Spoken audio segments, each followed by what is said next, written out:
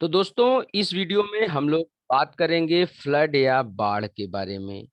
बाढ़ का मतलब इतना सा है कि जब कभी भी किसी भी वाटर के सोर्स से वाटर ओवरफ्लो करके उन सारे क्षेत्रों में पहुंच जाए जो कि साधारणतया साल भर सूखे रहते हैं, तो यही बाढ़ है। आप जब वो उन क्षेत्रों में पहुंचेंगे जहां पर साल भर सूखा रहता है, तो होगा क्या कि उनको वो डुबा देंगे और वहां के लोगों को समस्याएं उत्पन्न करेंगे। तो दोस्तों जो ये फ्लड हो सकती है, ये कुल मिलाकर के ओवरफ्लो ऑफ वाटर ही है। कहां पर? सूखे क्षेत्रों की तरफ। ओके। अब ये हो कहां सकता है? ये नदियों के किनारे हो सकता है, झीलों के किनारे हो सकता है, समुद्रों के किनारे सी कोस्ट पर हो सकता है। तो ये कॉमनली देखा जाता है कि जो ऐसे क्षेत्र हैं वहां पर आसपास के क्षेत्रों में जब भी बारिश होती है तो बह करके पानी उन क्षेत्रों में पहुंचता है और इस तरह से आसपास के क्षेत्रों में बाढ़ आती है। फ्लडिंग इंडिया में बहुत ही कॉमन डिजास्टर है। मित्रों, इसका कारण क्या है कि भारत में 3-4 महीनों में जब मॉनसूनी सीजन में बारिश होती है तो अच्छी खासी बारिश होती है। तो जो भी सोर्सेस होते हैं वाटर के, वो उसका पानी क्या होता है? ओवरफ्लो होने लगता है। नदियों को आप देखेंगे, नदियां ज्यादातर नदर्न इंडिया की पेरेनियल रिवर्स हैं। ग्लेशियर्स पिघलने से साल भर पानी रहता है और जब बारिश आती है तो पानी बहुत ज्यादा हो जाता है, मैक्सिमम ऑफ वाटर बढ़ जाता है और वाटर ओवरफ्लो होकर के बाढ़ लेकर के आता है। तो दोस्तों ये सारी चीजें आपको दिमाग में रखनी है। अब देखते हैं कि फ्लड्स के टाइप क्या क्या हैं। तो टाइप जब आप देखेंगे तो देखेंगे सबसे पहले रिवराइन फ्लड है, नदी के द्वारा लाई गई बाढ़। वही सिंपल सा है कि जब नदी अपने क्षेत्र से बाहर की तरफ पानी को के बहाव को रेगुलेट कर देती है, मतलब बाहर की तरफ पानी बह करके सूखे क्षेत्रों की तरफ पहुंचता है, तो वो रिवर फ्लड होती है। कोस्टल फ्लड का मतलब तटीय इलाकों में बाढ़ के कारण काफी नुकसान होना, तटीय क्षेत्रों में पानी का भर जाना। तो जब कोस्ट पे आता है तो इंडिया में बहुत सारे साइक्लोन्स भी आते हैं, आपको पता है। तो साइक्लोन्स के कारण से जो रेन होती है उससे कोस्टल फ्लड का खतरा रहता है। उसके साथ साथ कोस्टल रीजन है, कभी कभी ओशनिक वेव्स वगैरह अंदर की तरफ पानी को लेकर के आती हैं, या सुनामीज आती हैं तो फ्लड्स लेकर के आती हैं। तो कोस्टल फ्लड भी फ्लड का एक टाइप है। स्टॉर्म सर्ज क्या है?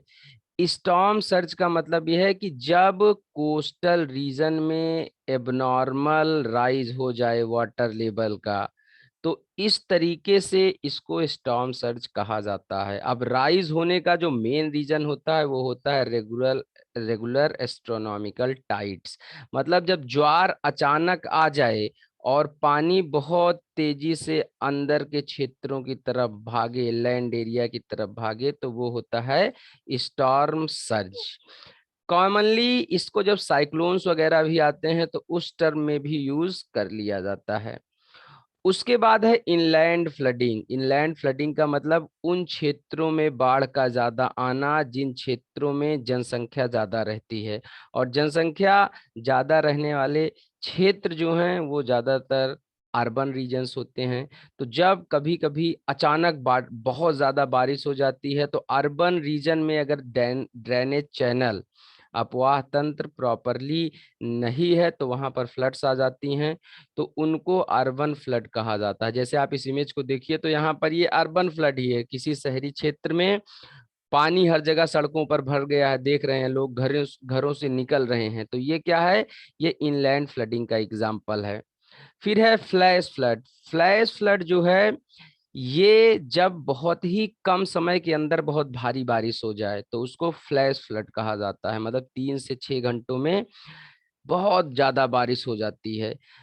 आप देखेंगे जो माउंटेनियस रीजन है, खासकर उत्तराखंड और जम्मू कश्मीर के इंडिया में, अभी वहाँ ग्लोबल वार्मिंग के कारण से कभी कभी अचानक एयर राइज होती है, ऊपर राइज होकर के एयर गई और उसने क्लाउड का फॉर्मेशन किया और बहुत तेजी से बारिश कर दी बहुत कम समय में, जिसे आम भाषा में क्लाउड बस्ट कहते हैं, बादलों का फटना।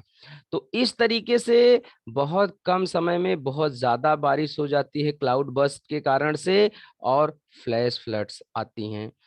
तो ये बहुत ही ज़्यादा नुकसानदायक होती हैं, पहाड़ों में होती हैं, अचानक पानी बढ़ता है और लोगों को या जो भी अगर पिलग्रिमेज वगैरह के लिए लोग गए हुए हैं, तो उनको बहुत परेशानी क्रिएट होती है। तो दोस्तों ये फ्लड के टाइप्स थे, अब आइए आगे देखते हैं कि फ्लड से क्या नुकसान होते हैं, इंडिया में फ्लड सबसे ज़्यादा कहाँ-कहाँ आते हैं।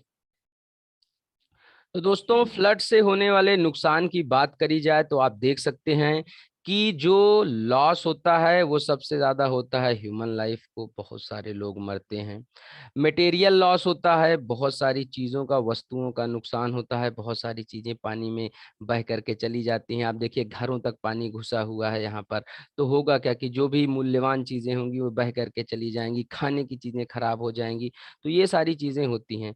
फिर उसके साथ स्ट्रक्चरल डैमेज होता है। आप देख सकते हैं एक पुल टूटा हुआ है, तो दोस्तों चाहे वो पुल हो, चाहे वो घर हो, चाहे वो दुकानें हो, चाहे वो बिल्डिंग्स हों, मॉल्स हों या एयरपोर्ट्स हों, कहीं भी जहाँ पर बाढ़ आती है उनके डैमेज होने का खतरा काफ़ी रहता है। क्रॉप्स को डैमेज करती हैं, फसलों को नुकसान करती हैं। पब्लिक यूटिलिटीज़, तो पब्लिक यूटिलिटीज़ में ज़्यादातर स्ट्रक्चरल डैमेज ही आ जाता है इसमें।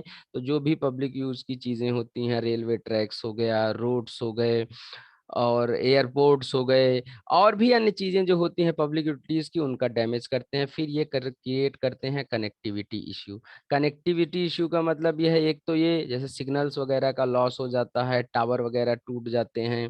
तो एक तो कनेक्टिविटी हो जाती है कम्युनिकेशन वाली, दूसरी कनेक्टिविटी जैसे रोड वगैरह टूट जाते हैं तो एक रीजन से दूसरे रीजन का कनेक्शन कट जाता है। तो मित्रों ये बहुत ही नुकसानदायी होता है। तो ये होते हैं फ्लड के इम्पैक्ट्स।